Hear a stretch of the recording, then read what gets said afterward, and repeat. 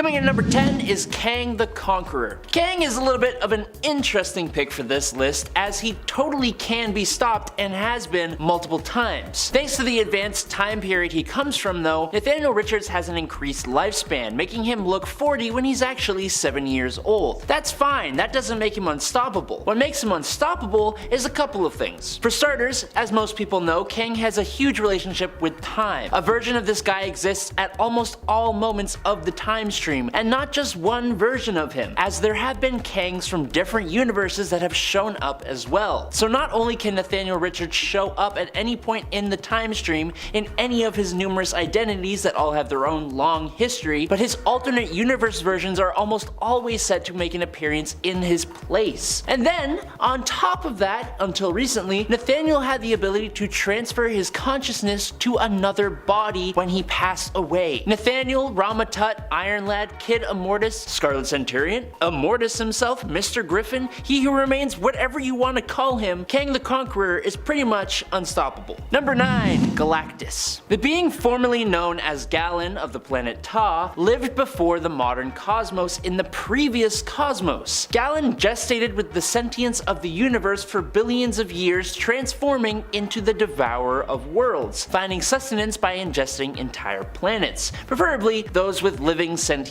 beings that have much more energy for him to harness. Now when Galactus destroys and consumes a planet, he is sort of bringing balance to the universe, kind of like how life is given and taken away every day on Earth, which makes him an essential part of the universe. He's known for the destruction of the Skrull Empire and has attempted to devour the Earth so many freaking times, and I guess other planets for that matter too, or whatever. Galactus is also famous for his heralds such as Silver Surfer and the Cosmic Ghost Rider, and so many others, and while they are all powerful beings themselves, usually even before they gain the herald power boost, they don't hold a candle to Galactus himself. His only caveat is that Galactus's power depends on his planet's consumption, so a weakened Galactus has been taken out before, but if he eats like 4 or more planets or something, he's been able to defeat multiple mad celestials all by himself. He's powered by food, and I think pretty much all of us can understand that. Coming in at number 8, Abraxas. Abraxas is the polar opposite of the cosmic entity Eternity. So, being the opposite of Eternity, his whole reason for existing is to destroy all of the multiverse, which, I'll be honest, there are a few different characters in Marvel who exist for that reason, and funnily enough, a bunch of them are on this list. Abraxas is tied to Galactus too, because when Galactus would consume a planet, it would keep Abraxas in check. So, when Galactus is taken off the board in Galactus the Devourer, Abraxas is released and begins his path of ultimate destruction. As a cosmic entity, Abraxas' powers are essentially limitless, and his whole existence is kind of important to the universe, which means he can't really be taken out like a normal villain. So, how the heck do the heroes come out on top against this guy? Well, in Fantastic Four number 48 to 50, we learned of an incredibly powerful weapon called the Ultimate Nullifier. It was used back then to threaten Galactus and stop him from destroying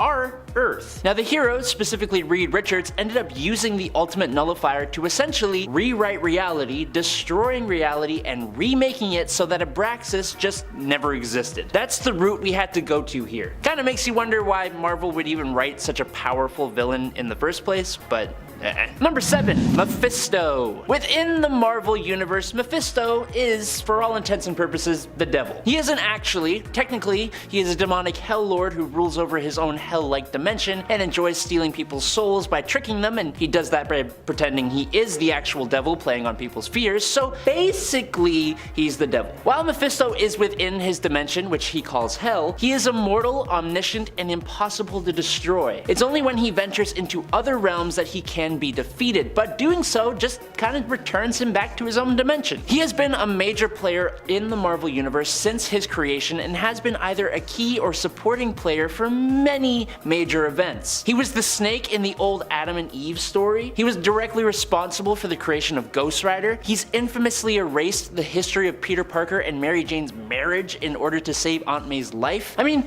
he even popped up a hotel out of the ground in Las Vegas that manipulated the citizens and let him take their souls. He has been defeated and outmaneuvered multiple times, but he has never permanently been stopped. Number 6. The Phoenix Force. Now it's important to say the Phoenix Force is not a villain, technically. It is a cosmic entity representing all life in the Omniverse. The Phoenix Force will exist as long as there is, was, or will be life. If the Phoenix Force were to be destroyed, if that were even possible, all life would follow after it, as well as the ability for life to have begun in the first place. The Phoenix Force is just a force of nature, but it has been used as a darker force of power in the past. For example, when it inhabited Jean Grey during the Dark Phoenix Saga. It was at this time the entity was a villain, using Jean's insane levels of psychic power, which it then amplified to godlike levels. With this entity inhabiting her body, Jean and the Phoenix destroyed an entire solar system and attacked her fellow X-Men.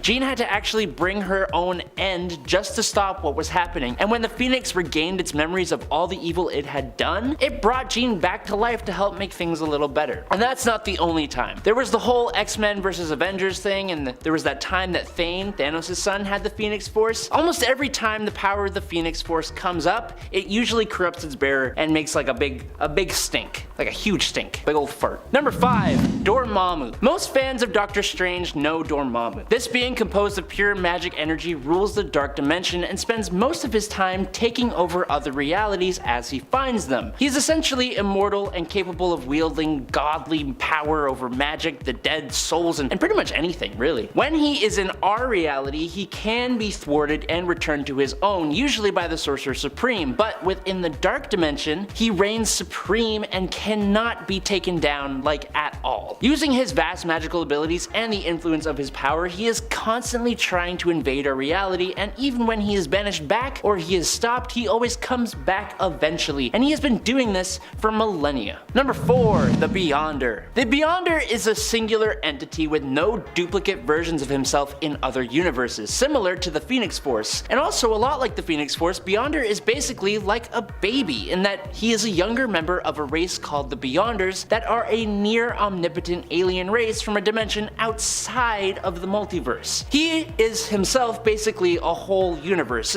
It's really hard to explain, but as he observes Earth and the Marvel Universe and the various races, he gets a little curious, and the Beyonder decides to study and analyze life and humanity, good and evil and conflict, and to that purpose he pits Earth's mightiest heroes and villains against each other in the Secret Wars. Now, he did this by destroying an entire system of planets and creating Battleworld from the remains and from parts of Earth, so that's one level of power right there. Beyonder's powers surpass that of Eternity and the Living Tribunal, but that has been retconned recently. And he is capable of manipulating reality to his will, being able to pretty much do whatever he wants and then grant himself any power he wants. It was actually a huge treat though last year in the Defenders Beyond story when we learned that the Beyonder and his race were actually still in existence, and he was now an adult existing with the rest of the adult Beyonders outside of the multiverse and being all levels of wildly insanely powerful. There's a lot I skimmed over here to make it less confusing, but you should just go read all the Secret Wars if you want to see how crazy these beings actually are. Number 3. Cyttorak. Cyttorak, also known as the Destroyer, is an incredibly powerful extra-dimensional being who was worshipped as a god and as a demon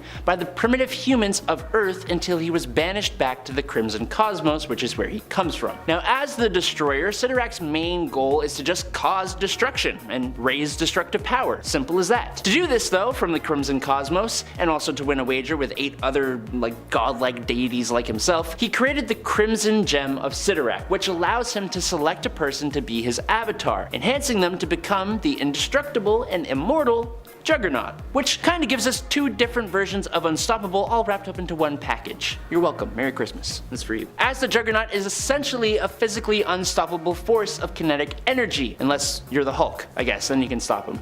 I don't know why. Anyways, Cyttorak is such a powerful and unstoppable godlike entity that you will even hear magic users invoking his name to cast some of their strongest spells. For example, the Crimson Bands of Cyttorak. Number 2. The Chaos King. While he is relatively obscure, he is nothing to scoff at. Amatsu Mikobashi, first appearing in Thor Blood Oath number 6 in 2006, was mistaken as the Japanese god of chaos and evil, but in actuality, he was an aspect of the cosmic being Oblivion. Now, Mikobashi ruled and thrived over the earth when it was nothing more than a formless void of primordial darkness. And as such, his goal now is to put an end to creation and bring about a new age of chaos and void and darkness. He is a primordial primordial being who was imprisoned in Yomi, which is the Shinto underworld, which is where he remained for centuries, accruing an army of Oni, which is Shinma demons, and other monsters. Now during the events of Ares, god of war, Chaos King attacks Olympus after he defeated and controlled the Japanese pantheon of gods, and after the fall of Asgard during Ragnarok. This is what kind of kickstarts his mission in Chaos War, where he slays the Egyptian gods, Celtic gods, Shi'ar gods, gods of Zen law, he takes out Nightmare in the dream dimension, destroys Mephisto, and casts Mistress Death out of hell, making her literally run away. And he releases the souls of the damned. He did all that. He has the power to defeat eternity and is practically unfazed by attacks from the likes of Zeus. God Hercules, Galactus, Silver Surfer, and Thor together could not defeat Chaos King. To win, Hercules had to literally punch him into a portal to an endless void of nothingness, and this was after he destroyed 98.76% of the entire universe. That's a lot. Number 1. Chthon. Chthon is one of the most powerful demons to ever exist. Even though he predates anything like this, of all the devil-like demons out there, including Mephisto, Chthon is the closest thing to the actual devil. He and his Ngari actually ruled the earth before the angel Lucifer attacked them, and that was before Lucifer ever rebelled against heaven and became the actual devil. Chthon himself is responsible for all the witches, werewolves, vampires, and other dark creatures, as well as being the master of the most powerful form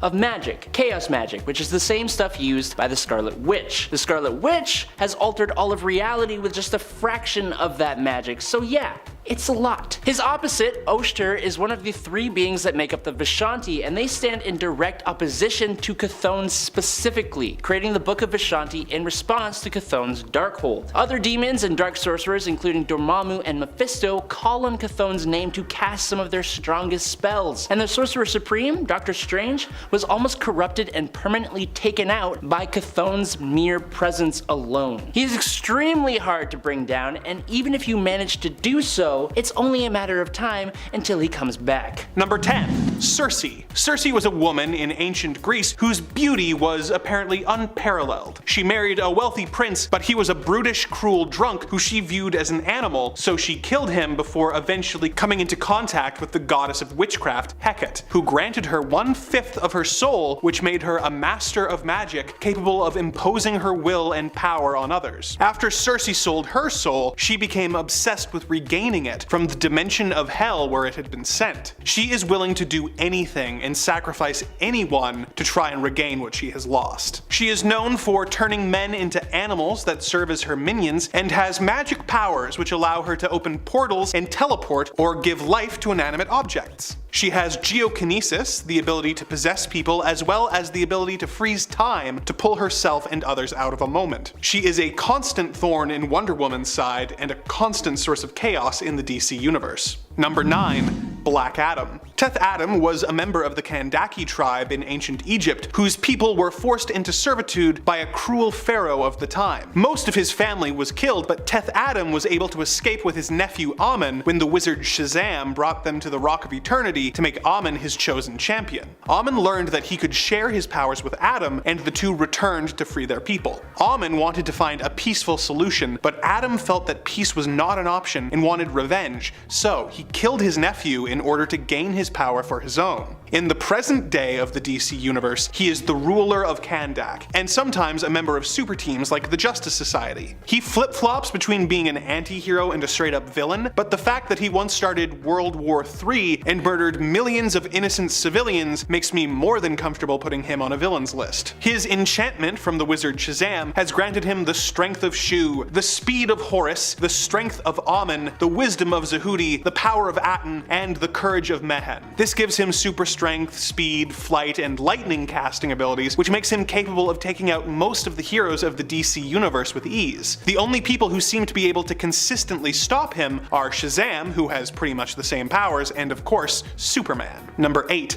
The Reverse Flash. There is some variation on the origins of the Reverse Flash depending on the continuity you are looking at, but usually he is a man from the 25th century called Eobard Thawne, who develops a fascination with the Flash. He works for years on studying the Speed Force until he eventually manages to replicate the accident that gave Barry Allen his superpowers and tries to become a hero himself. Because his time period doesn't have much need for heroes, he causes incidents that he can then solve himself. He eventually became friends with the Flash, but once Flash became aware of his true nature, he turned Thawne away and he became the Reverse Flash. Reverse Flash wants to gain his friend's respect and become an integral part of his history, so he traveled through time to mess with Barry's life, doing rather minor things like tripping him on the stairs when he was a kid and going to such extremes as killing his mother in front of him as a child. Reverse Flash's ability to manipulate the timeline makes him almost unstoppable, as if someone gets in his way, he simply travels through time and erases them from existence, as he did to his own brother, Roburn. Due to him being so weaved throughout history, Barry can't even stop him without risking creating an alternate timeline, as when he prevented Reverse Flash from killing Nora Allen and accidentally created the dystopian Flashpoint timeline. Even when Barry does manage to kill Thawne, because he is so connected to the negative Speed Force, he is always brought back before long. Number 7. Doomsday. In the ancient Kryptonian days, a scientist wanted to create the ultimate life form. He accomplished this by sending a baby onto the planet's surface and waiting for either the elements or the creatures of the planet to, let's say,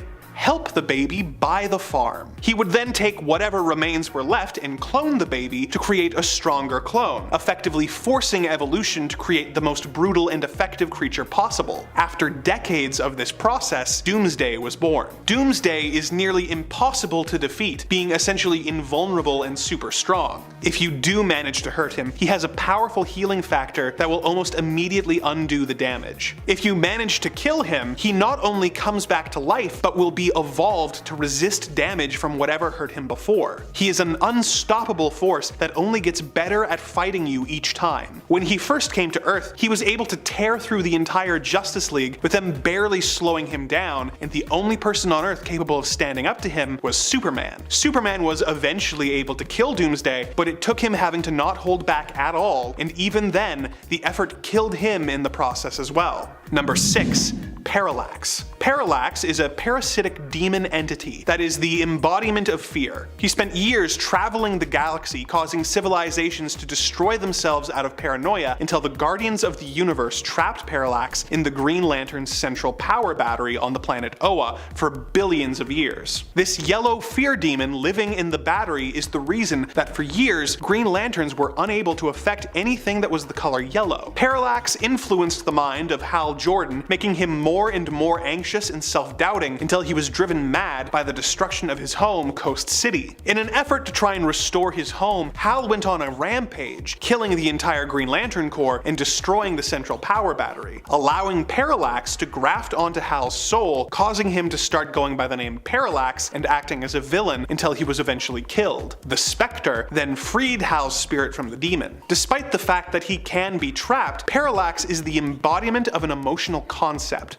fear, and is therefore unable to be killed. Beyond that, he is also able to manipulate reality, being able to create and destroy new planets at will. Number 5. Trigon. Trigon was a regular evil ruler of a planet, until one day a group of aliens known as the Divine showed up, hoping to use something called the Great Heart of Darkness to eat his soul and cleanse the planet of evil. This backfired as Trigon absorbed the heart and gained the power of 100 galaxies worth of collected evils. It was at this point that the Divine revealed that they were not a boy band as their name suggested, but were in fact his parents. This family reunion was cut short when Trigon skinned them and wore them like coats. He would go on to have many sons whose mothers he would kill, and one daughter, Raven. Raven would not end up going into the family business, but would instead end up joining the Teen Titans and becoming Trigon's greatest enemy. He has mind control powers, shape-shifting, dimensional travel, the ability to manipulate matter, and telepathy and telekinesis, just to name a few of his powers. He is immortal, having apparently been around since the dawn of time, and nearly invulnerable, having shrugged off blows from Wonder Girl and Superboy, with Superboy even saying that punching Trigon felt like trying to destroy a mountain with a teaspoon. Number 4.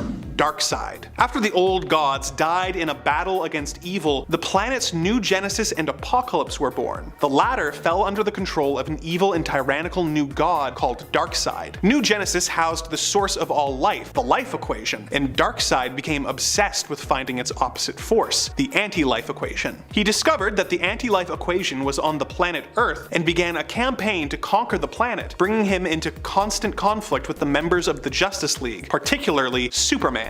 He is all but immortal, invulnerable, and super strong. As if that wasn't bad enough, he is also an incredible tactician with a keen scientific mind who has telepathic powers and the ability to shoot omega beams from his eyes, which he can use to either destroy or teleport his victims, such as when he sent Batman back to caveman times at the end of Final Crisis, essentially turning the Dark Knight into a temporal bomb. Even Superman has trouble going toe-to-toe with this god, whose only weakness is a substance called radium. Number 3. Mr. Mxyzptlk. Mr. Mxyzptlk is a fifth-dimensional being who has developed an obsession with Superman and likes to spend his time harassing the Man of Steel and putting him through various ordeals for his own amusement. He can fly, teleport, and create essentially anything he likes with just a thought. He is also a character with cosmic awareness, sometimes speaking directly to the reader as though he is aware of his place in a comic book. He is a relatively benign nuisance most of the time, merely wanting to put Superman through the ringer with his various cosmic pranks, but he is capable of extreme villainy when he wants to be, such as in Alan Moore's Whatever Happened to the Man of Tomorrow, where he grows bored and decides to become truly evil, manipulating events to kill several of Superman's friends and ruining his life in the process. Mixie is so powerful that even he thinks it's unfair. So, to be a good sport, he gave himself a weakness that makes it so that the only way to stop him is to trick Mr. Mxyzptlk into saying his name backwards, which is of course Kiltipzixum. When you consider that this is a self-imposed weakness, and in theory if he wanted to remove this rule he could at any time, it makes you realize just how unstoppable he really is. Number 2. The Anti-Monitor. When a scientist on the planet Oa developed a screen to witness the creation of the universe, this caused a massive explosion which split reality and formed the multiverse. The Oans began a civil war, and several of them left for the Qward dimension, seeking the means to become all-powerful. Qward was in the antimatter dimension, and one day an excess energy on Qward's moon formed into a being known as the Anti-Monitor, who fed off of the evil energy of the antimatter universe and took over his universe. He wanted to then destroy all the positive matter universes in order to become as powerful as possible, causing the Crisis on Infinite Earths, where he went to war with the various superheroes of the multiverse, which resulted in the multiverse being streamlined into one universe. Barely any of those sound like real words. He has destroyed and absorbed over 1,000 universes and is capable of being able to alter reality and increase the power levels of the villains who serve him. He is essentially immortal, being able to fight the strongest heroes from hundreds of universes at once without taking any apparent damage. It was only through the actions of the Spectre, who had been empowered by all of the various DC Universe's most powerful sorcerers, that the heroes were able to defeat him at the dawn of time. He was eventually killed by Superman 2, but was restored to life when the multiverse was recreated. Number 1. Nekron. Nekron's origins are shrouded in mystery, with rumors that he existed before life or was created by darkness itself to serve as its protector. Other stories say that he was imprisoned into the land of the unliving by the Guardians of the Universe near the beginning of time. For most of eternity he was unaware of life, but once he discovered its existence, he became obsessed with becoming its master. He fought against the Green Lantern several times with his army of the undead until he formed his own Lantern Corps by trapping the Anti-Monitor in his own central power battery. The Black Lanterns are comprised of dead superheroes as well as the entire population of the destroyed Coast City, who he has resurrected and forced to fight on his behalf. Even when his physical form is defeated, as he was never technically alive, he is simply sent back to the land of the unliving to begin plotting a new scheme to destroy life itself. Number 10. Dr. Doom. Some of you are already typing your comments claiming that Victor Von Doom is not a villain and is instead an anti-hero. I would disagree, saying that he's at best an anti-villain, but honestly if I didn't include him I'd be getting just as many comments complaining about his exclusion, so let's put him at the bottom and agree that Dr. Doom started out as a villain and has become more nuanced and difficult to peg down in the years since. Victor Von Doom was the child of Romani people living in Latveria. His mother was a sorceress, and after her and his father's passing, Victor began to study her books, teaching himself the dark arts. He also developed a keen scientific mind, which made him a legendary scientist and inventor at a very young age, and led to him being tracked down by the US military and offered further education in the States. It was here that he met Reed Richards, with whom he developed a lifelong rivalry. While still in school, he developed his infamous Doom bots and also built a functional time machine. He was disfigured in an accident accident that resulted in his expulsion, and he went on to become the leader of some monks who helped him build his iconic armor. He became the main antagonist of the Fantastic Four and the dictator of the country of Latveria, causing lots of problems for the heroes of the Marvel Universe. His status as one of the most brilliant minds on Earth, as well as him being one of the Earth's most powerful sorcerers,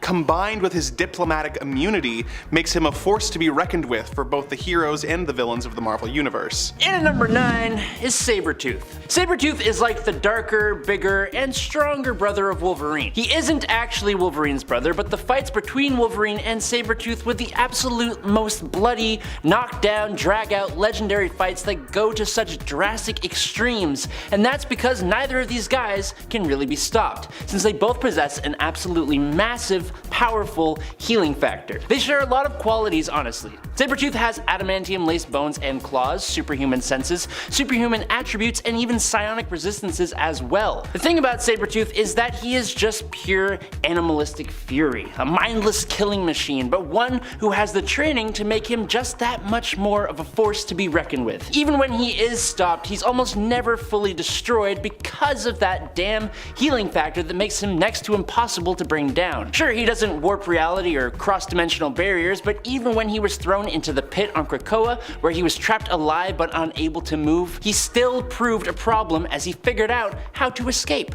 Magneto.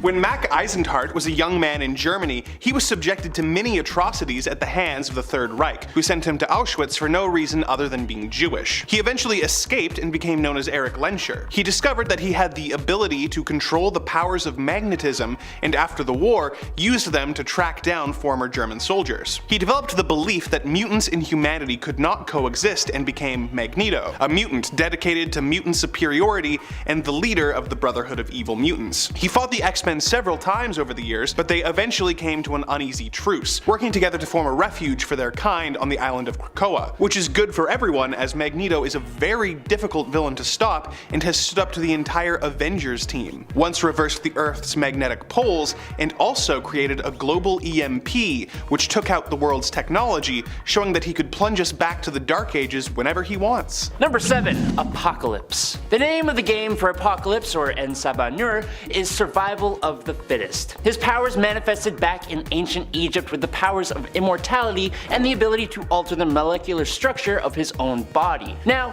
we unfortunately have to talk about time travel here. I'm sorry. While Apocalypse has history with Kang the Conqueror as Rama Tut, the more important time traveler that Apocalypse deals with is Nathan Summers, aka Cable. In the future world of Cable, Apocalypse had conquered the world, so in order to stop that, Nathan went back to ancient Egypt to defeat Apocalypse. Now during that fight, the techno-organic arm of Cable bonded to Apocalypse, who used it to interact with a celestial spaceship and integrate all of its technology into himself, amplifying and enhancing his existing powers, allowing him to do pretty much anything. He can teleport, interface with any technology, grant himself almost any power like strength, flight, energy beams, telepathy, telekinesis, and all kinds of stuff. Obviously, it all depends on the story he's in. He's so incredibly OP that his powers wax and wane based on the story. Like in the X-Men animated TV show, he grew to like 1,000 feet tall and just used energy beams to completely vaporize the X-Men. And that could totally happen in the comics too at any point if it served the story. Usually he just sends out his horsemen to test the mutants though. The thing that makes him even more unstoppable is his ability to move his spiritual essence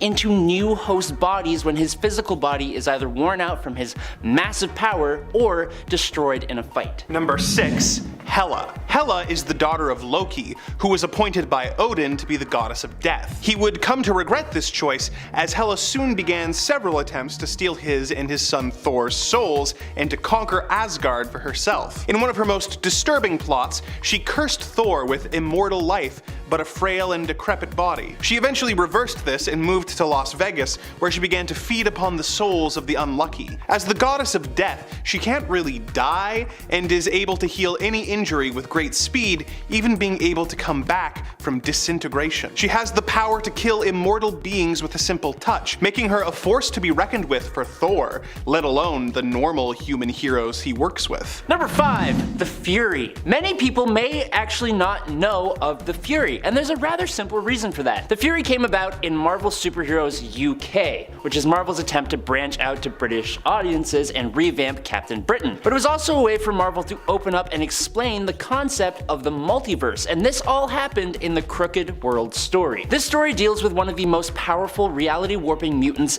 ever, named Mad Jim Jaspers on Earth 238. But he's not even the focus of this point. Mad Jim Jaspers became the leading political leader in England, rallying the people against superheroes, and he created what was essentially a robot called the Fury, for the sole purpose of taking down superheroes, and my lord, the Fury is good at it. In the matter of 2 years, the Fury decimated every single superpowered being on Earth 238 except for Jim Jaspers. The Fury is similar to the Sentinels we see in the X-Men Days of Future Past movie, because this robot can analyze superhuman powers or any threat and modify its own defenses and capabilities to combat it. But it can also fire extremely potent energy blasts and even restore itself after being completely destroyed. The Fury ends up completely obliterating Captain Britain, causing him to be revived. And that was all a test for Captain Britain to face the much more powerful Mad Jim Jaspers from Earth 616. Now, the universe of Earth 238 gets destroyed, but the Fury adapts to even that and develops the ability to travel across dimensional barriers to continue its mission. The only thing going against this being is that he doesn't have a ton of appearances, so it's kind of hard to judge him against other beings. Number 4.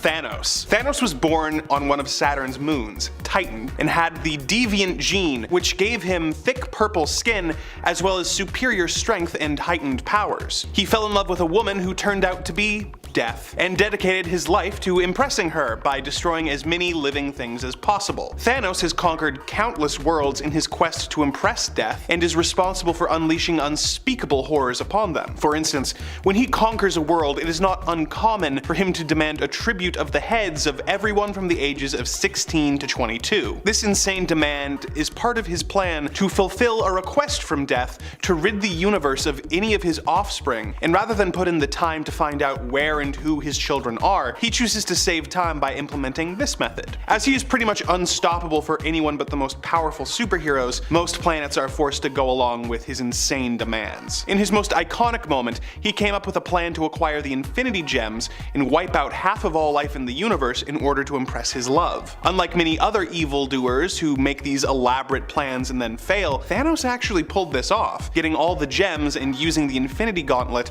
to enact his deadly romantic gesture. Number 3, The Void. I think one of my favorite things that Marvel's done is create the Sentry. Essentially, a Superman-like character, but like, in my opinion, way cooler. A large part of what makes him so much better is that while he is essentially a godlike superhero who inspired all the other heroes who exist, he also has a dark persona called the Void. The Void went on a rampage that took the lives of around 1 million people and almost destroyed Manhattan. And so, Sentry made the decision with other heroes like Reed Richards and Doctor Strange to cause the entire world to forget about his existence. Now, in New Avengers, which started in 2004/2005, the Sentry comes back to the world, and through a series of events, the Void also returns. Full rosters of the Avengers, X-Men, and the Fantastic Four all went to take on the Void, and they couldn't do a damn thing. Only the Sentry himself could really subdue the Void, and it, in classic supervillain fashion, vowed to come back. And it totally did. In the Siege event, Norman Osborn decided to attack Asgard, and he used the Sentry to do this. Problem is that the Sentry ended up unleashing the Void, and it totally obliterated Asgard completely, taking out Loki in the process. This did actually branch off into a what-if story where the Void was never stopped and destroyed every superhero on Earth, and then went off into the universe to basically do the same thing. The Void exists as long as the Sentry exists, and the Sentry keeps on coming back to life every time he somehow gets defeated. The Sentry is basically a god, and the Void is this god's devil. Number 2,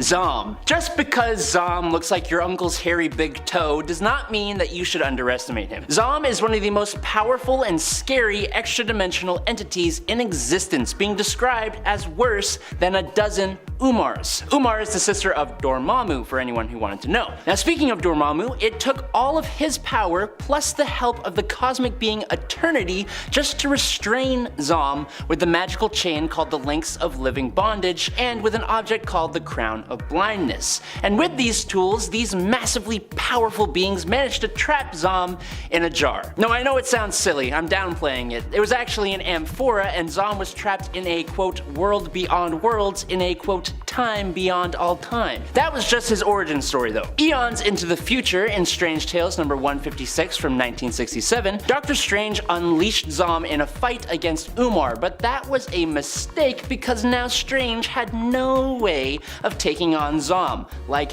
at all. He had to turn to the Living Tribunal, the personification of multiversal law, the representative for the One Above All, and the highest authority in the multiverse, just to banish Zom. Zom wasn't really released again, but Strange did channel Zom's power in a fight against Worldbreaker Hulk when that event happened, and using that power he did indeed pummel the hell out of the Hulk until Strange started to lose control and pass out. Lastly, in Doctor Strange's final recent moments, he was taken down by the Hood, who held an assault on the Sanctum Sanctorum with like 50 other villains, and Strange managed to rise again, but channeling the power of Zom, which he used to take out everyone. Then Strange left the mortal plane. Number 1. The One Below All. So, the One Above All is the ruler of the multiverse and the creator of all life in it. Although he is the source of love and good, he also has an evil form known as the One Below All, who is the personification of hatred and destruction. The ruler of the lowest point of reality,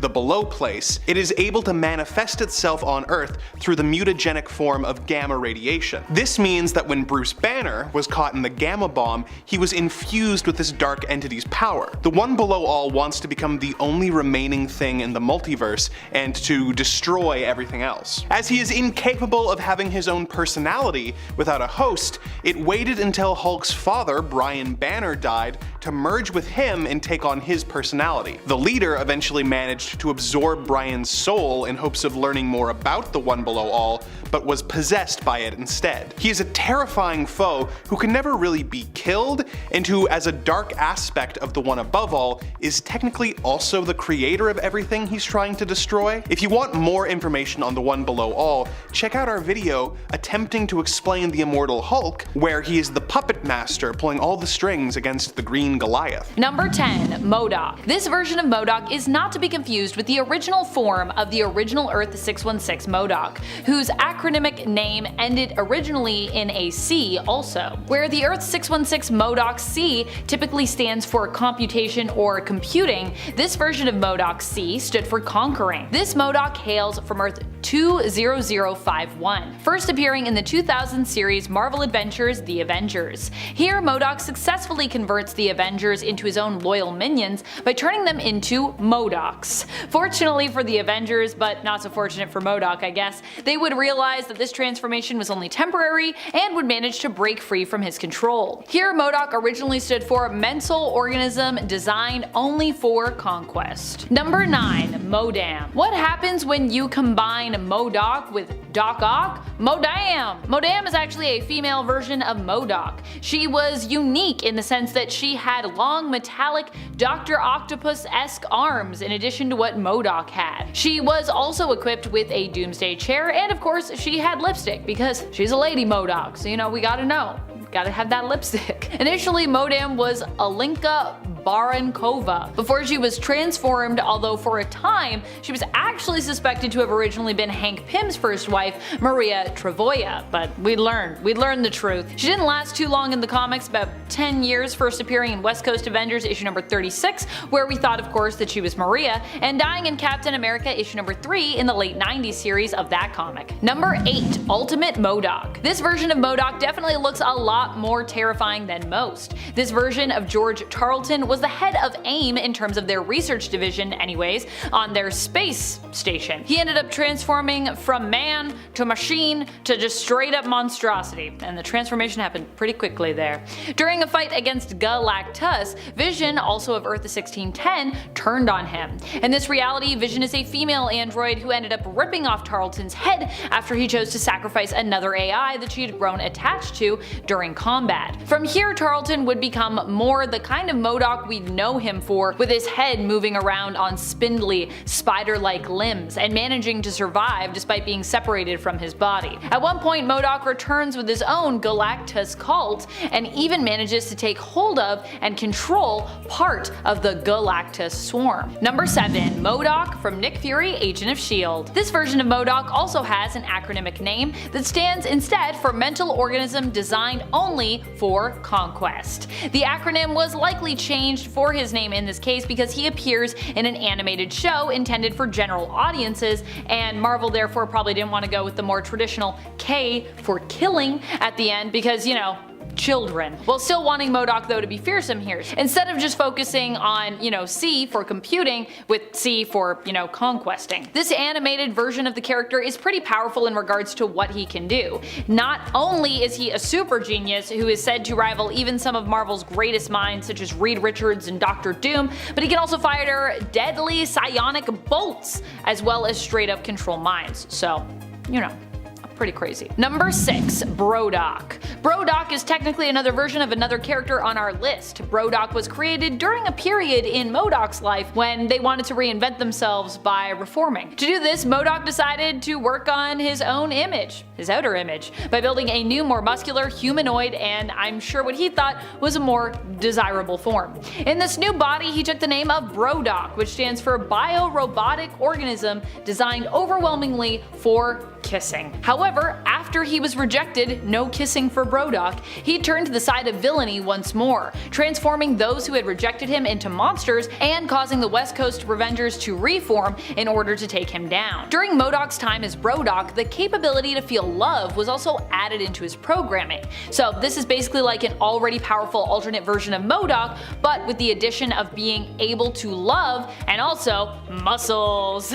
Number 5. MODOK, Father of Maestro. This version of MODOK could be considered more powerful considering that he's kind of the main one responsible for the creation of Maestro. One of the most powerful versions of the Hulk to have ever existed. This version of George Charlton hails from the alternate future belonging to Earth 9200. Here, the world is destroyed by a nuclear attack, and MODOK and AIM end up being the organization to help attempt to save the human race, or what's left of it, by kidnapping those who were successfully mutated by radiation. The hope is to one day rebuild civilization using these people that they've kidnapped. One of these people that they kidnap is of course the Hulk. Being that the Hulk is so strong and, well, pretty unruly, they keep him in stasis in a virtual reality program. However, eventually this VR program begins to fall apart as time goes on, and Hulk comes out of stasis. While MODOK explains what happened and why AIM kept him in stasis, asking now for Hulk's help in rebuilding society, the Hulk actually rejects MODOK's pleas, instead deciding to venture out on his own to explore what is left of the world and eventually of course becoming Maestro. MODOK would end up later being killed by Maestro when he attacked AIM's headquarters,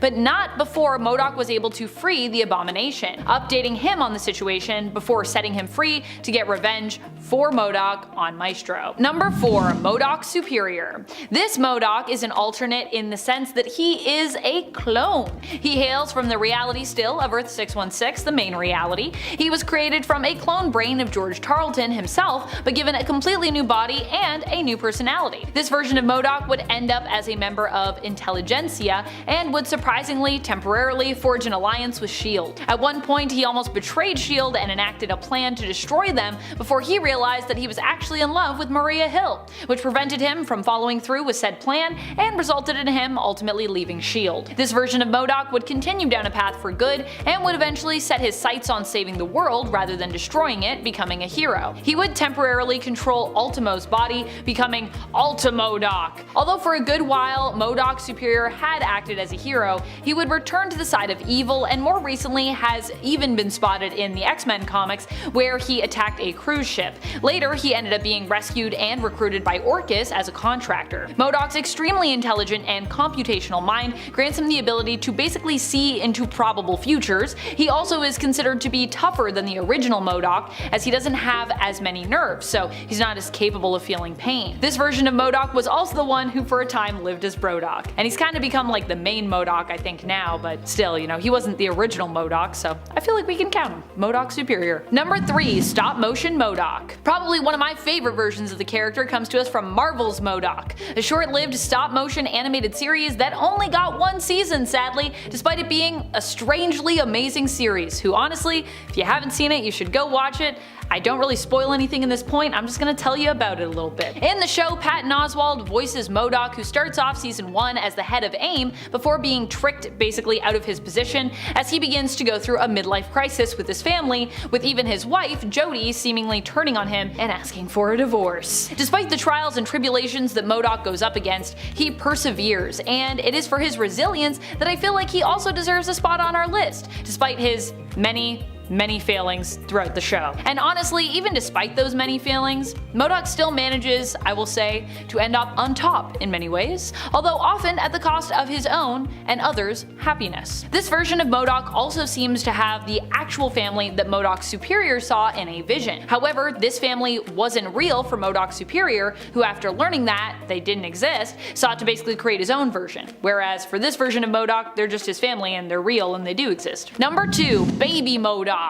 These baby MODOKs might actually be some of the most powerful ones in existence, and if they put their little MODOK minds to it, possibly the most unstoppable. And while they haven't accomplished too much in the comics, they do have reality warping powers when they work together, which honestly, that's pretty crazy. They made their first appearance in Ms. Marvel issue number 39 during Dark Reign, where Ms. Marvel was actually Karla Sofen, aka Moonstone. They also appeared and helped Carol Danvers as Ms. Marvel when she returned in issue number 45 of the series. While the baby MODOKs, or storytellers as they were also known, worked for AIM as part of their Project Storyteller, having inherited their powers from their elder brother Gavin, aka the character known as Storyteller, these little MODOKs also were reaching out in the hopes of breaking free from AIM. As Gavin had been freed by the heroic Ms. Marvel, they attempted to contact the hero, but instead their call was answered by Karla Sofen, who of course was impersonating Ms. Marvel at the time on Norman Osborn's Dark Avengers. Number 1, MODOK, Ruler of the World. This version of MODOK hails from an alternate reality seen in Fall of the Hulk's Red Hulk issue number 4. Here, on Earth 1064, the intelligentsia succeeded in their plans to conquer the world. As a result, MODOK is one of the rulers of the planet and even ends up getting himself a new human body, although his face still looks super weirdly scrunched up, I gotta say. He also ended up making Dr. Doom his fool. That's how powerful this version of the villain is. This version of MODOK exists in a vision of the future where intelligentsia also seem to bring advancement and world peace to Earth the world over with their rule. At least, that seems to be what's implied here. Number 10, the Kingpin. The way that the Ultimate Universe handles Wilson Fisk is pretty close to how he is in the main 616 universe. He is a kingpin of crime who uses fear and money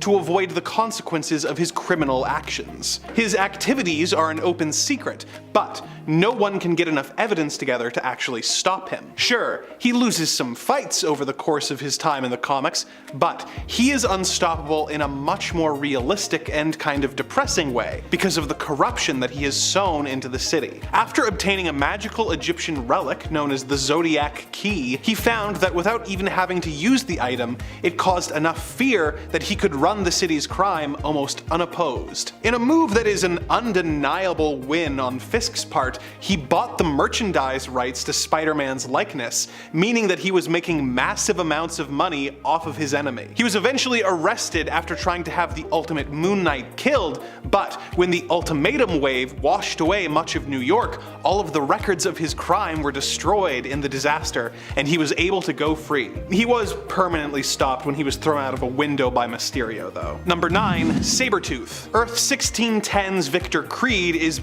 quite similar to the original version, with him being a bit of a psycho with claws, heightened senses, and a healing factor. He believed that humans were more cruel than less evolved animals, and therefore, mutants should be even worse. He became a ruthless killer who delighted in causing his victims as much pain as possible before he was eventually recruited to the Weapon X program. After Wolverine left the program, Sabretooth was given similar, though more extensive, adamantium upgrades, and he was sent to retrieve Wolverine. From that point on in his history, Sabretooth came into frequent conflict with the X-Men, the Ultimates, and various random heroes of the Ultimate Universe. He soon joined the Ultimate version of the Brotherhood of Evil Mutants, the Brotherhood of Mutant Superiority, being a consistent thorn in Wolverine's side. Sabretooth makes this list despite the fact that he is frequently apprehended or defeated because of his incredible healing factor. He has been shot, stabbed, and even decapitated, and yet he always comes back. So, though he can be defeated, he can only ever be stopped on a temporary basis. Number 8. Dr. Octopus. Doc Ock's origin is pretty much the same as his original. He gets in a lab accident that makes him able to control his metal arms telepathically, and he uses those arms to do crime. However, he is different from the classic Ock in a few ways. This version of Octavius is so linked to his arms that he can control them even when he is separated from them, such as in Ultimate Spider-Man number 54, when he summoned his arms with his mind and used them to escape prison. After Spider-Man defeated him again, Nick Fury had Ock's arms destroyed in molten steel, thinking that would stop Ock once and for all. But we found out that there was another difference between this Ock and the original. He was actually a mutant, with powers similar to Magneto's. He hadn't been controlling the arms, he had been controlling the metal in the arms. He then used this mutant ability to cause metal in the building to form together new arms for himself, and he fought Spider-Man and Spider-Woman in a cyclone of flying shards of metal. So, while the old Ock could be stopped by removing his arms, this Ock has way more ways to come back from a loss, and can't be stopped for long. That is, until Green Goblin beat him to death. But hey, that's why he's so low on the list. Number 7. Venom. Ultimate Venom is not an alien symbiote, but a genetically engineered suit developed by Eddie Brock and Peter Parker's dads. When Peter used the symbiote to get his black suit, Eddie became jealous and fused with a sample of the symbiote that was in storage. This caused him to become Venom. While in Venom form, he has an insatiable hunger and has to consume people at a regular rate in order to not be consumed from within the suit. He has all of the classic Venom's powers, like the strength, the healing, the ability to override Peter's spider sense, but unlike the classic Venom, he doesn't have the same level of weakness to sonics and fire. Electricity is his weakness, but his savagery makes him even more dangerous than the original Venom. He became even more powerful when he absorbed the Carnage symbiote, becoming even bigger and monstrous than before. Number 6. Namor. Namor was introduced in the 610 universe in Ultimate Fantastic Four number 24, when the Four were helping Mary Storm with her discovery of Atlantis, and they found a sarcophagus which contained Namor. The translation of the Atlantean language said that Namor was king of Atlantis before it was destroyed. However, they soon discovered that this Namor was much less noble than his 616 counterpart. A revised translation revealed that he had not been entombed, he had been imprisoned, and that he was not a king, but the most dangerous supercriminal in all of Atlantean history. He tried to seduce Sue Storm, but was rejected. He didn't take this well and went on a rampage. He went toe-to-toe with the Thing, withstood the full force of the Human Torch's power, stretched Mr. Fantastic almost to the breaking point, and smashed through Sue's force fields. He defeated the team and held the city hostage with a tsunami, threatening to destroy the city unless Sue gave him a kiss. She complied and Namor departed. In subsequent appearances, he has been a bit more chill and did lose some fights, but that debut says it all. Number 5. Magneto. Ultimate Magneto has all the powers that the original does,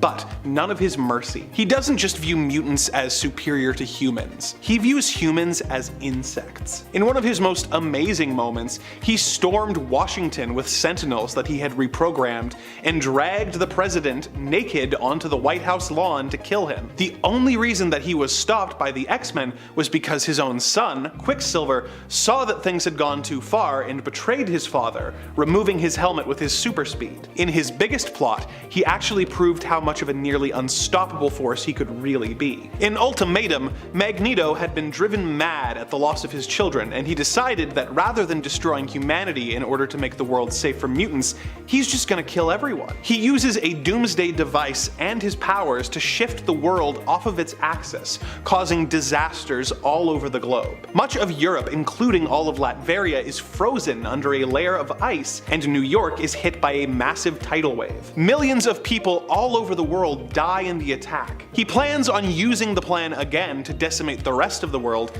but all of the heroes left in the world team up to stop him, and Cyclops ends up killing him. But the fact that he got as far into his plan as he did, and that it took literally every hero in the world working together to stop him, is pretty impressive. Number 4. Apocalypse. So the 1610 version of Apocalypse is one of the most changed versions of a classic villain. This universe's Mr. Sinister was a scientist who had a psychotic break and believed himself to be working at the behest of Apocalypse. He made Mr. Sinister track down and kill several mutants, believing that it would cause his master to manifest on Earth. When he had completed his task, Sinister floated into the air and was transformed into Apocalypse. The X-Men attacked him but didn't count on his ability to take their mutant powers away. He tore off Wolverine's arm and battled both the X-Men and the Morlocks, and used his powers to make the two groups fight each other against their will. He then fought a group of S.H.I.E.L.D. agents and the Fantastic Four, who couldn't hurt him in the slightest. Professor X then attacked with his mental powers, but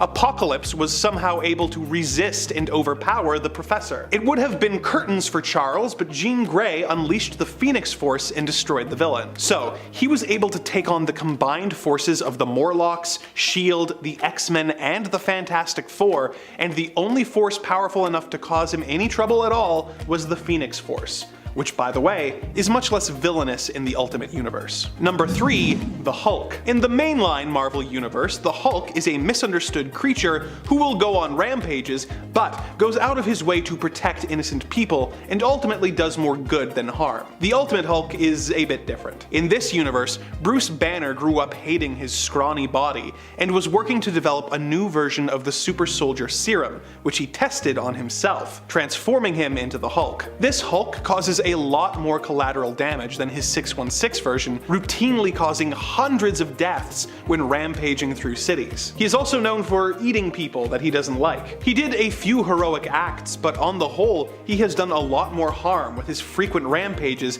and his eventual team up with the villainous Maker to fight the Ultimates, the 1610 version of the Avengers. Like the classic Hulk, there are very few characters who can stand up to Hulk, and even if they do, his healing factor is so efficient that any injuries will soon be healed. If that wasn't intimidating enough, there was a time where this evil Hulk stole the Infinity Gems and used them to fight the heroes. So Hulk with an Infinity Gauntlet. Yikes. Number 2. The Green Goblin. This is the villain that got one of the biggest makeovers in the Ultimate Universe. Norman Osborn was trying to develop a super soldier serum, which he called the Oz formula. After an Oz-infected spider bit Peter Parker and gave him spider powers, Norman theorized that since the Oz and spider DNA had made Peter the way he was, injecting himself with Oz mixed with his own DNA would turn him into a heightened version of himself. Instead, it turned him into a hideous giant goblin creature. While the 616 goblin has super strength and uses a glider with pumpkin bombs, this goblin had insane super strength as well as fortified tissues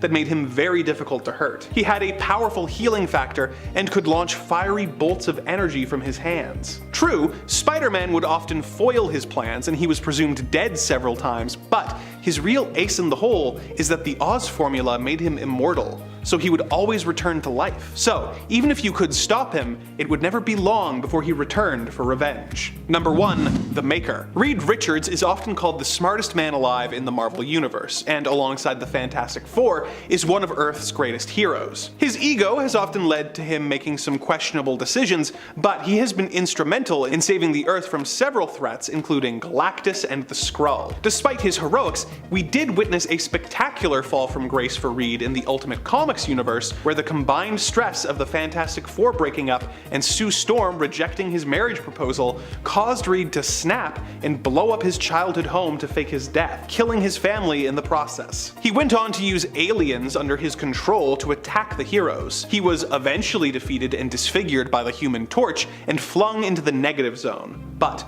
Reed returned to Earth and took on the identity of the Maker, and set out on a twisted quest to make the world perfect. He killed all the Asgardians in an attempt to understand Thor's power, and used an antimatter attack on Washington, D.C., killing POTUS, his cabinet, and all of Congress. The Maker went on to do a lot of twisted stuff, fighting the heroes of his own Earth as well as the heroes of Earth 616, showing just how dangerous Reed Richards can be when his massive brain is turned against Marvel's heroes. He is the ultimate threat to the Ultimate Universe, and just as dangerous to the 616 universe. Starting off our list at number 10 is Apocalypse. If it wasn't for his goal of mutant domination and evolution, Apocalypse would vaporize the X-Men whenever he wanted to, and even if that wasn't how he did it, he has the capacity to wipe out the X-Men in a whole handful of ways. For starters, Apocalypse is what is called an external. These are mutants who are immortal, share a psychic connection, and who can revive themselves, so he can just never be permanently taken down, and he has been around for about 5,000 years. Apocalypse's original mutant ability was to be able to control his molecular structure, but over time, with the mentality of survival of the fittest, he has enhanced his abilities and even gained new ones through the use of celestial technology, celestial armor, and at least 2 different techno-organic viruses. He can do a lot with his molecular manipulation, including heal himself and turn his limbs into simple melee weapons, but also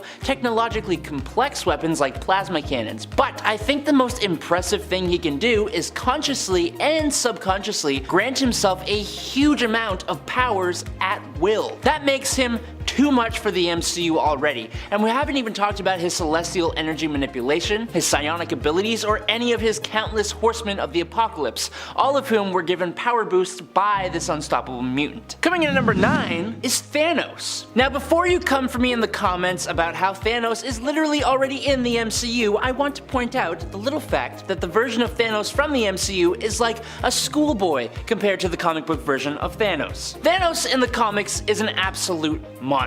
In the MCU, Thanos is fueled by an altruistic motive to help the universe. In the comics, he straight up enjoys taking people's lives. Thanos is essentially an omnicidal maniac. He's extremely prideful, violent, deceptive, malevolent, treacherous, and ruthless to the point that he doesn't care about sacrificing innumerable planets and civilizations, even his own race, in order to praise his love, Mistress Death, and gain her affection. Thanos also possesses an insatiable hunger for power, always seeking to obtain objects of incalculable might and influence, such as the cosmic cubes or the infinity gems. He does all that while speaking in a super sophisticated, calm, and collected demeanor, which they did get right in the MCU, I'll give them that. Not only that, but being a massive hulking Eternal with a deviant gene, Thanos is one of the most powerful of the Eternals of Titan, with an innate ability to synthesize cosmic energy, allowing for energy and matter manipulation. Thanos in the MCU is no pushover, sure, but comic book Thanos, he puts him to shame. Number 8, Zom. We have seen the character of Dormammu in the MCU.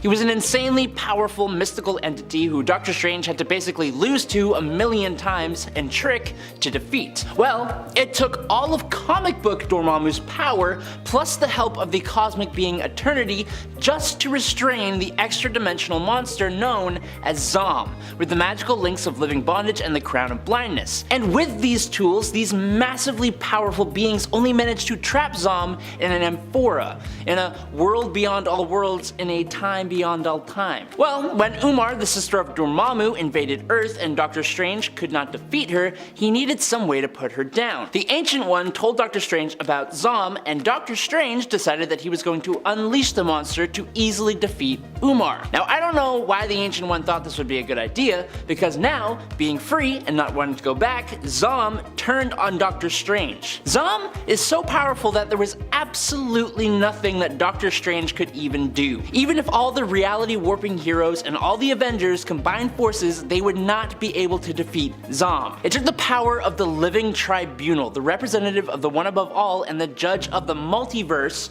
who had not even been seen in Marvel Comics before this point, to just whisk him away. The Tribunal then scolded Doctor Strange for summoning a being who could literally wipe out the multiverse. Zom has no other goal than to completely annihilate and destroy everything. ever. Now Strange has since channeled Zom in extremely dire situations, and that's the only time I could really imagine the MCU even mentioning his name. Number 7. The Void. Bob Reynolds was granted the power of 1,000,000 exploding suns after consuming the Golden Century Serum, which was a much more potent offshoot of the original Super Soldier Serum. He has photokinetic based powers fueled by the sun itself that include molecular manipulation, immortality, insane super strength, speed, invulnerability, stamina, agility, reflexes, and senses, flight, teleportation, energy absorption and blasts, psionic abilities, and even reality warping abilities within a small area. He used his powers for the greater good of all, and he was the example of what a hero should be. He had connections to Iron Man, was active during the years just prior to the Fantastic Four's emergence. He became a role model for Spider-Man as well as an ally to the X-Men and equal to Reed Richards and a friend to the Hulk. The thing about the Sentry is that he's accompanied by a dark persona called the Void. The Void has all the same abilities plus seemingly even more. The Void went on a rampage that took the lives of around 1,000,000 people and almost destroyed Manhattan. Full rosters of the Avengers, X-Men, and the Fantastic Four all went to take on the Void,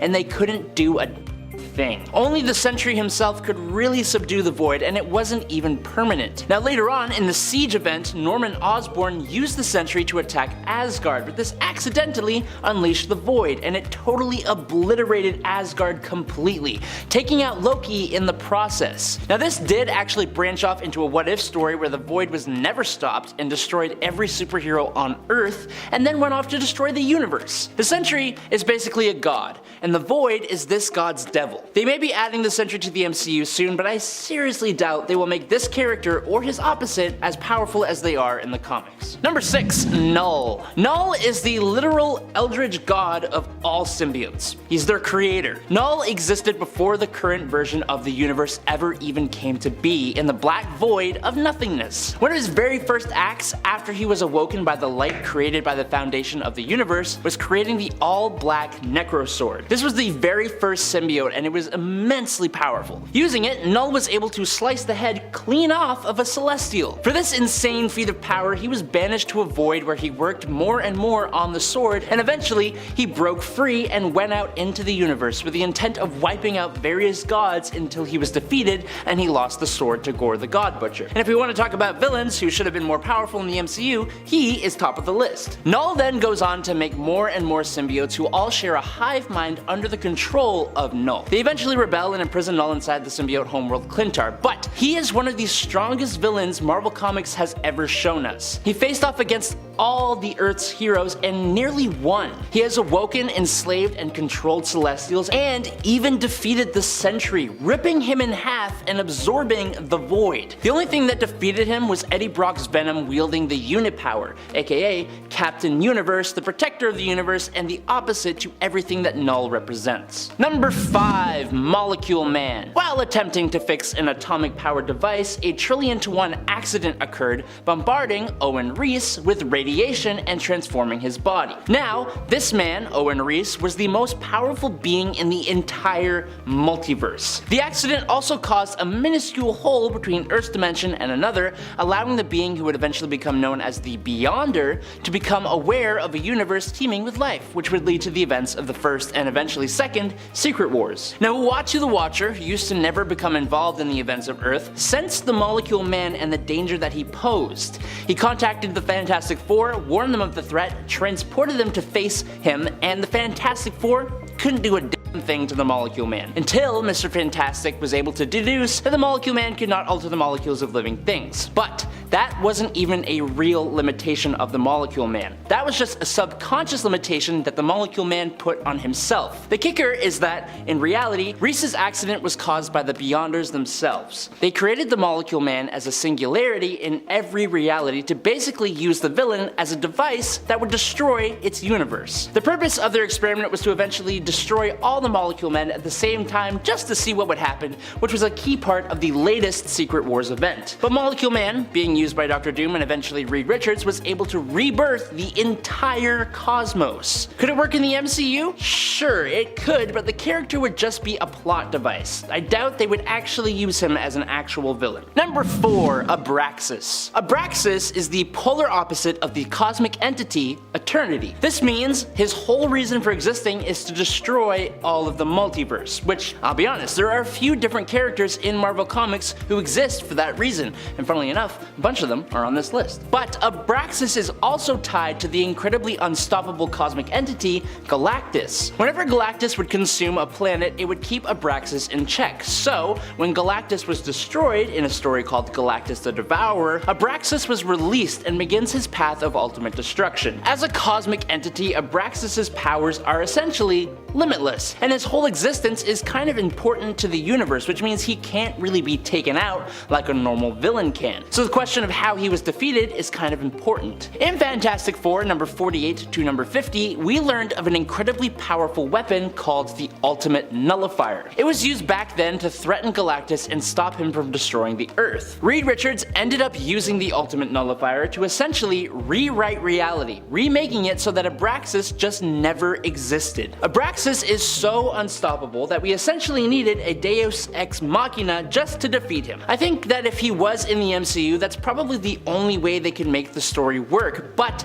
I think it would basically break the whole MCU for them to do it. Number 3, Mad Jim Jaspers. When Captain Britain is sent to Earth 238 in Marvel Superheroes UK number 377 in August of 1981, we are introduced to a guy named Mad Jim Jaspers, who is the Prime Minister of England in this reality. Jim has created a cyborg called the Fury that can adapt to anything like a Sentinel can to destroy all the superpowered beings on this Earth. But that's not Jim's power. We are being delivered this information from the inside of a teapot helicopter that is immensely bigger on the inside than it looks on the outside, with the room growing and characters appearing that are already passed away or that resemble Alice in the Wonderland characters. That's because Mad Jim Jaspers is a mutant with an insane level of reality warping powers. The thing is, this character is not fully in control of his abilities. Now eventually we are introduced to an Earth 616 reality Mad Jim Jaspers who is way more powerful than his 238 counterpart. When Captain Britain pays him a visit, Jim uses his powers to make Captain Britain believe that he was dreaming and that he has woken up out of a coma. He then gets frustrated and wipes this entire reality clean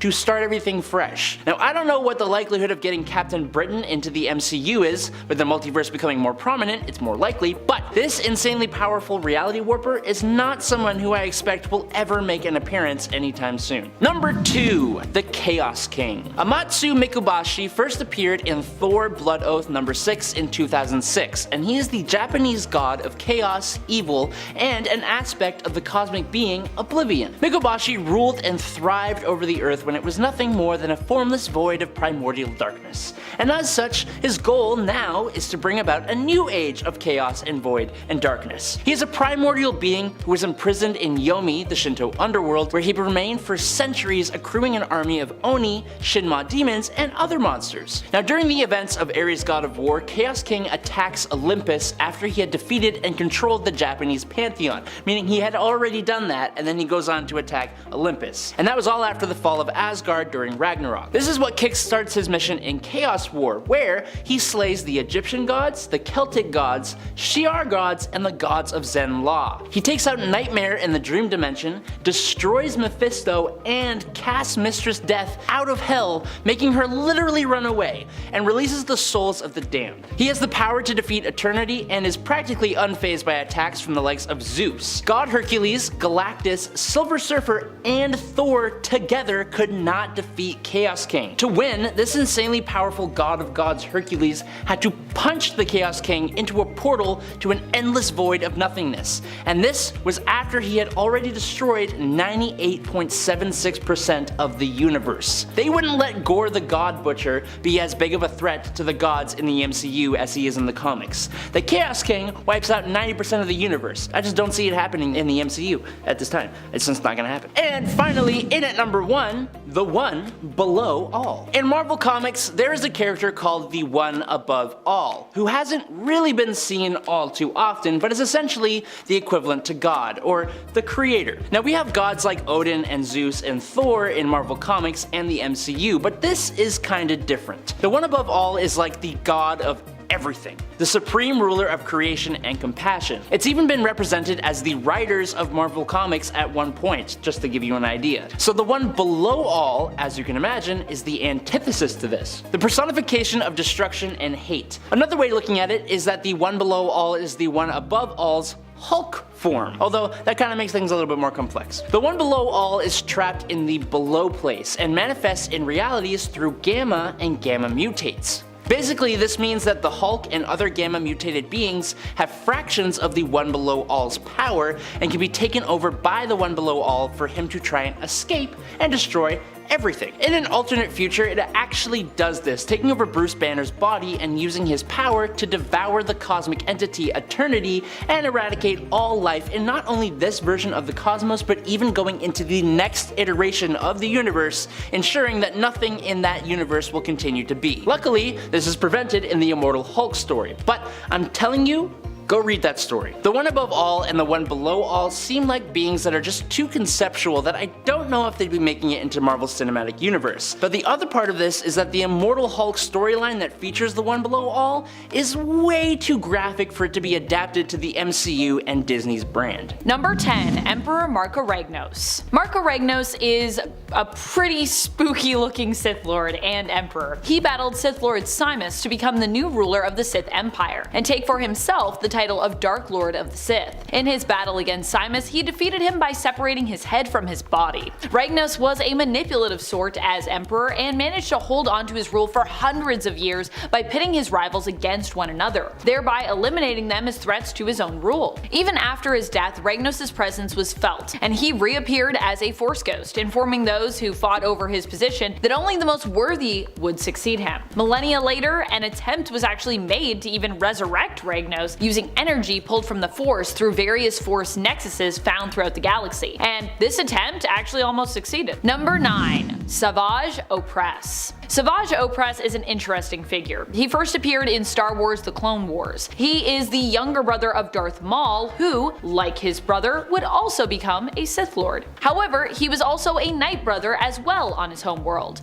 As a Night Brother, he was chosen by Asajj Ventress to become her mate, pledging himself fully to her, and being bent by the Night Sisters' magics to obey her. To prove his loyalty to her, he even murdered his own brother. Not Darth Maul, of course, but instead his brother Farrell. Eventually, Opress would escape Ventress' control, breaking the spell that the Night Sisters had cast over him, and breaking off from both Ventress and his master Count Dooku. He would then go on to join up with Darth Maul, who eventually took him on as his own apprentice. Number 8. Darth Plagueis. Did you ever hear of the tragedy of Darth Plagueis the Wise? I thought not. It's not a story the Jedi would tell you. Darth Plagueis was the Sith Master of Darth Sidious, who many of course know more commonly by his other name, Emperor Palpatine. Plagueis himself had an obsession that runs all the way back to actually the creation of the Sith, and in fact could be cited as kind of the reason for the initial split in the Force. He wanted to discover the secret to eternal life, and eventually developed somewhat of an ability to prevent death and create even life. However, this ability would not save him in the end, as his apprentice Darth Sidious would eventually betray him, killing him in his sleep so that he might become the new master, taking Plagueis' power for himself. Plagueis is first mentioned in the prequel film Star Wars Episode 3 Revenge of the Sith. Here, Emperor Palpatine tells Anakin the legend of Plagueis as he attempts to kinda lure him to the dark side. Although right after that, Anakin's basically like, I think this guy's a Sith Lord. Here, Emperor Palpatine refers to his former master as Darth Plagueis the Wise. It was likely because of Plagueis' pursuit of knowledge in bioengineering that Palpatine himself was in a fashion able to prolong his own life, although he too would obviously fail to become truly immortal, at least as far as we know. I hope that's where it stays. I hope he's gone. Oh my goodness. Could you imagine Emperor Palpatine just comes up again and we're like, oh my gosh, this guy. Number 7. Darth Malgus. Darth Malgus was originally known by his given name Veridon. As Veridon, he was raised in a part of space that was loyal to the Empire, and when his Force sensitivity first manifested, when he killed a servant, he was sent to the Sith Academy for further training, which honestly makes a lot of sense. If you know the Force kind of seems to be strong with you and then you kill someone, definitely time for the Sith Academy. He first appeared in the Deceived trailer for the video game Star Wars: The Old Republic. Following his training, he became a Sith warrior, serving in the Imperial Army. As an apprentice to Darth Vindican, he took the name of Darth Malgus for himself. After suffering a dramatic defeat and injury on Alderaan, he was forced to permanently wear a respirator. Initially, his attempt to invade Alderaan had actually been successful, with him actually launching a pretty efficient surprise attack. But afterwards, the Republic managed to push back the Sith in response with their own successful counterattack, and that's where he got pretty badly injured. Number 6. Emperor Darth Revan. Darth Revan is an interesting one. Not many knew of the character's relevance as a Sith Lord, due to the Sith history only being known, of course, to Sith cultists throughout the galaxy. As such, Revan's name was mainly unknown, lost to the sands of time. Revan, however, would have a Stormtrooper Legion named after them because, fun fact, Stormtrooper Legions are apparently typically named after Sith Lords, ancient Sith Lords. In truth, Revan was a former Jedi Knight who left the Order and ended up becoming the Dark Lord of the Sith. They formed a Sith Empire, but eventually became an amnesiac who was retrained and indoctrinated into the Jedi Order, later actually used to fight against the very Sith Empire they had once built. Revan is actually the character that you play as in the game Star Wars: Knights of the Old Republic, and can be customized to look however you prefer them to look, with you also choosing their gender. In canon, however, Revan was established as male, with the light side ending of the game being established in lore as the canon ending, so just so you know that. Number 5. Darth Talon. While I feel like female Sith Lords are weirdly rare, Talon is a great one who really makes up for the lack of quantity of Sith ladies with just straight up quality. Talon herself is visually striking, covered head to toe in Sith tattoos. Each of these tattoos were earned through ritual combat. She was the apprentice initially of Sith Lord Darth Ryan, but would betray him at the command of Dark Lord of the Sith Emperor Darth Krayt, separating his head from his body with her lightsaber, as, you know, a lot of Sith Lords love to do that. Talon would become one of 2 of Krayt's most loyal followers and apprentices, and when he was eventually defeated, she actually ended up going into hiding, continuing to operate in the shadows, striving to serve the needs and accomplish the goals of the One Sith, which is sometimes also known as the New Sith Order. Darth Talon was created by John Ostrander and Jan Duursema, and was first introduced in the Dark Horse comic series Star Wars Legacy. Number 4. Ajunta Pall. Ajunta Pall was the first Dark Lord of the Sith, the very first one. Although being the first ruler of the First Order of Siths, he did not have a Sith name that he was known by, at least not one that I was able to find, instead being simply known as just Ajunta Pall or Master Pall to his followers. As indicated by his title, Pall was once a Jedi and Jedi Master, a member of the Jedi Order. He began to study alchemy during his time as a Jedi and would discover how to create and shape life. Despite this impressive discovery, the Jedi Order did not celebrate Pall, but instead feared him and his newfound power, deeming it as part of the dark side of the Force and condemning him. For this, he was kicked out of the Jedi Order, who then attempted to basically erase the knowledge of his discoveries in order to prevent anyone else from tampering with this newfound power. Frustrated at having been judged and rejected, Master Pall and his followers declared war on the Order, beginning the period known in history as the 100-Year Darkness. Pall comes from the expanded universe and I believe first appeared in the Dark Horse Star Wars comics. Number 3. Darth Bane. Darth Bane, while perhaps not as well known in terms of Sith and Sith Lords, is actually quite an important Sith in terms of their history. He is the creator of the Rule of Two. The Rule of Two maintains that at all times there can only be 2 Sith, a master and their apprentice. Bane actually created the Rule of Two to protect the Sith after being the lone survivor of the Jedi-Sith War. Bane believed that the Sith's competitive nature and their focus on destroying one another had ultimately weakened them to the point that, you know, he was the last one. So he created the Rule of Two to help them better, somewhat, work together, thereby preserving them and their beliefs. The Jedi-Sith War happened about 1,000 years prior to the events of the Clone Wars and resulted in almost all of the Sith being wiped out by the Jedi Order, save for Bane. The rule of 2 might seem like a small thing considering that it doesn't seem to, greatly increase the Sith's numbers, only going from 1 Sith at the top to like 2 of them, but it actually was successful in prolonging their survival thousands of years into the future.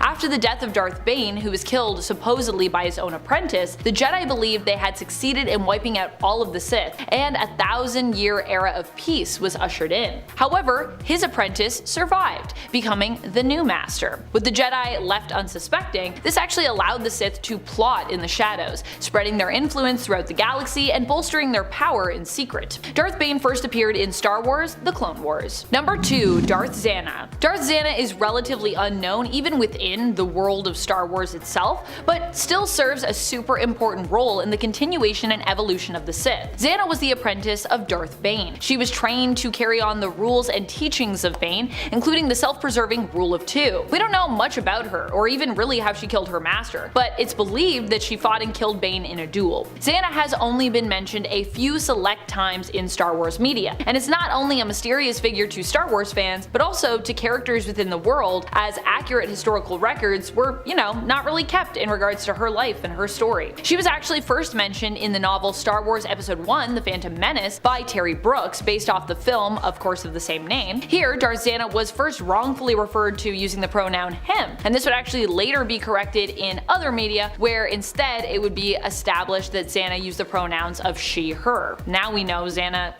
probably lady.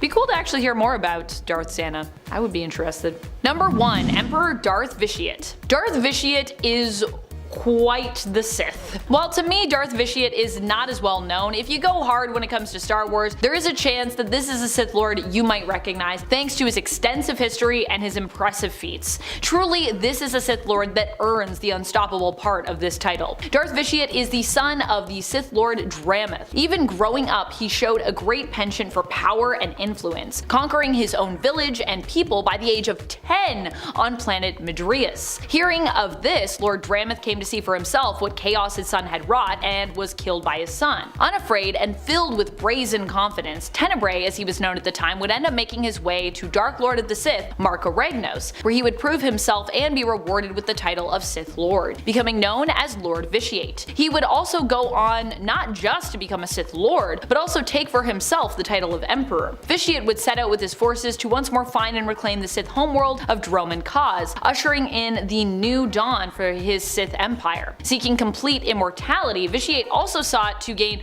more power and in essence, basically become a god, becoming probably one of the most ambitious Sith Lords we have ever known in Sith history. Vitiate and his empire were first alluded to in the video game Star Wars Knights of the Old Republic. Number 2, the Sith Lords.